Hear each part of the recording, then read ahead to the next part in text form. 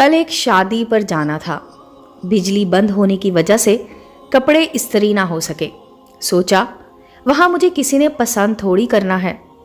Blue jeans की pant और साथ एक पुरानी चेक वाली शर्ट पहन ली। बारात बड़ी धूमधाम से शादी हाल की तरफ गामजन थी। दूल्हे के भाई नोटों की बारिश कर रहे थे। अचानक मेरे बिल्कुल करीब 100 रुपए का नया नोट आकर गिरा।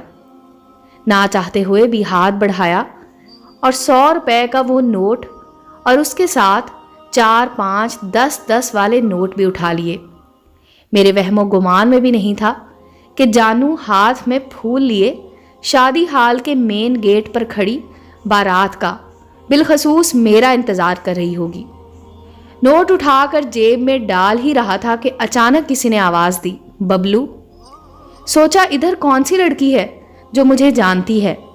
गौर से आवाज़ की सिमत में देखा तो वो जानू थी। मेरे तो पैरों से ज़मीन ही निकल गई। ऐसे लगा जैसे 11,000 वोल्ट का झटका लग गया हो। माथे पर पसीना आ गया। वही पुरलुत्फ नज़ारे यकदम मौत का मंजर पेश करने लगे। मैं खुद ही खुद में शर्मिंदा हो रहा था। लेकिन जब गौर से देखा तो जानू फूलों से खेलती टहलती हुई मेरी तरफ आ रही थी। दिल में सोचा ऐवी परेशान हो रहा हूँ, इस चुड़ैल ने तो देखा ही नहीं। मैंने जल्दी जल्दी रुमाल से पसीना साफ करते हुए मूड को फ्रेश किया।